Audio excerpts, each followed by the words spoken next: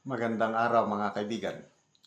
Pag-usapan natin ngayon ang kampanya ng gobyerno laban sa smuggling, hoarding, profiteering at iba pa. Ah, Dito sa headlines ng Philippine Star, title, Quinta.com to prove smuggling price manipulation.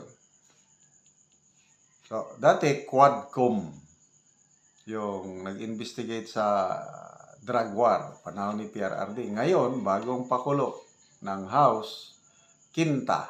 5 committee magkakaroon ng joint inquiry para labanan ang massive smuggling, hoarding, price manipulation sa bansa.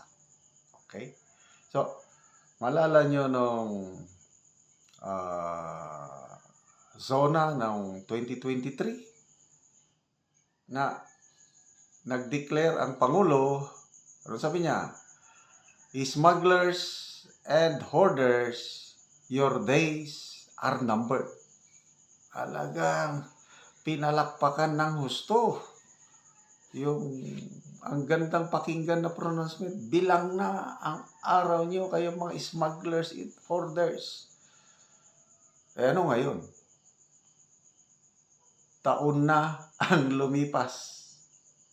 Problema pa rin ang smuggling, hoarding sa bansa.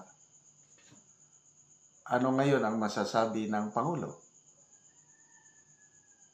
Naging totohanan ba yung banta niya na bilang ng araw niyo o kinain niya ang kanyang salita? Tama ba yun, yung kinain ang salita? Parang hindi niya napanindigan ang kanyang banta o promise na bilang ng araw eh. So, ibig sabihin, malapit na. Matigil na. Ito na naman, Quinta.com. limang committee sa House, imbestigahan na naman ang smuggling sa bansa. Anong purpose daw? In aid of legislation. Okay, basahin natin ha. The House of Representatives has adopted a resolution allowing 5 of its committees to conduct a joint inquiry for purposes, of introducing an amendment to the law or come up with a new legislation that would help thwart massive smuggling and price manipulation among many others. So, bago nag-break ang Kongreso noong September 25, inaprubahan nila ang House Resolution 2036 giving the 5 interrelated committees the go signal to investigate itong massive smuggling sa bansa. So, pinangunahan ito ni Albay Representative Joey Salceda.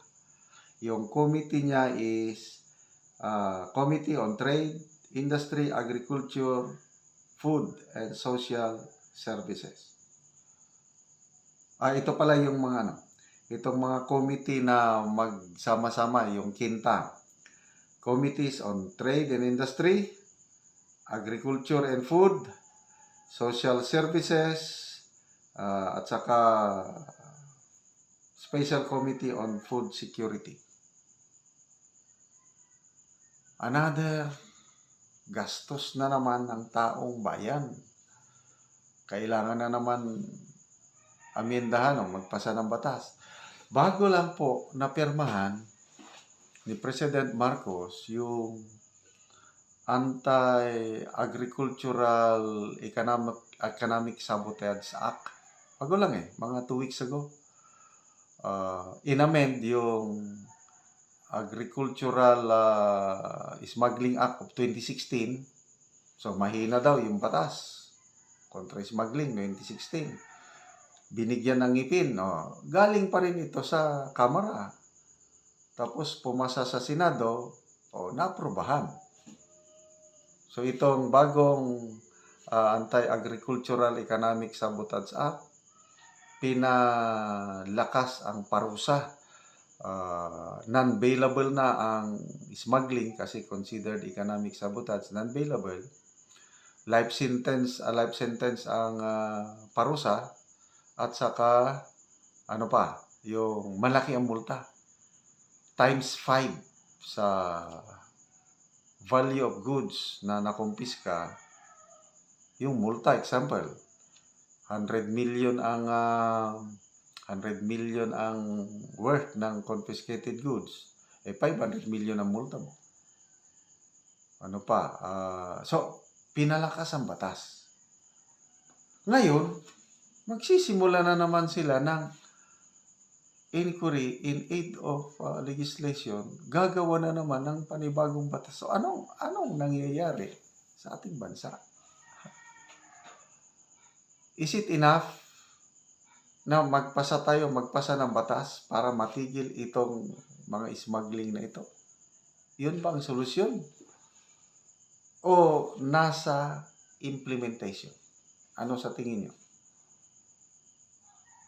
Maalala ko, nung pag-upo pa lang ng administration na ito is meron ng gagawing investigation para imbestigahan yung alleged smuggler na si Michael Ma.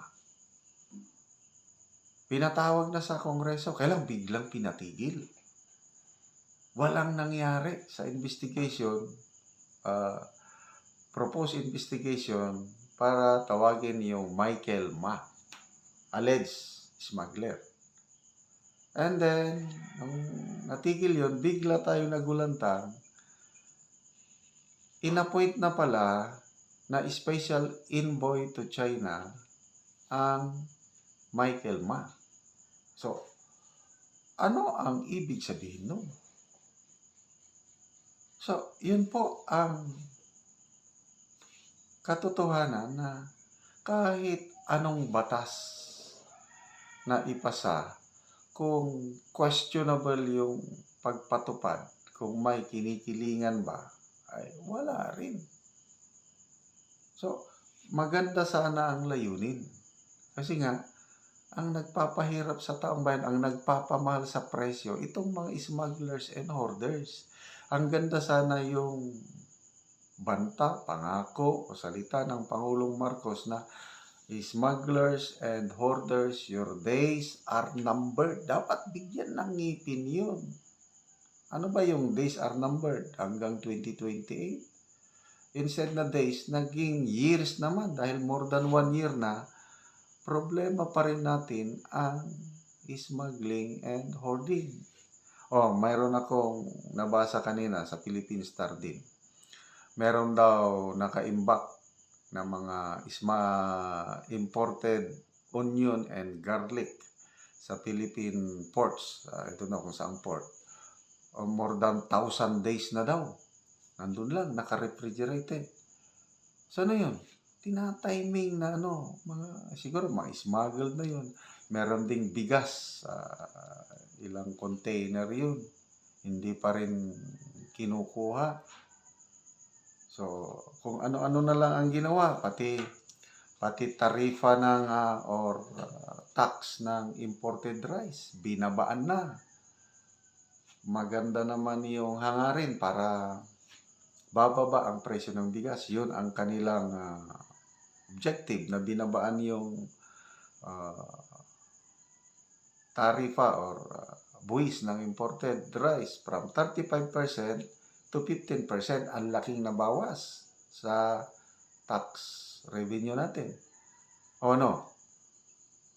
More than 4 months na mula nung ibinaba yung tarifa, bumaba na ba ang bigas? Wala pa rin. So, siguro, nakita na ng gobyerno na nagsasamantala itong mga businessman, mga importers. Wala pa rin mangyari, hindi pa rin bababa ang presyo ng agricultural products. Yun. Magsisimula ulit sila ng investigasyon. So, anong ibig sabihin nun?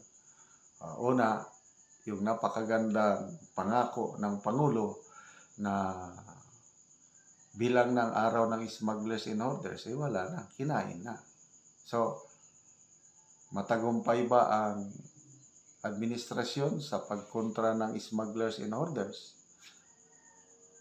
Kayo na ang humusga. Bakit kailangan na naman ng panibagong Quinta Committee investigation? Kailan ba bababa ang presyo ng bigas? Nagtatanong nga lang naman.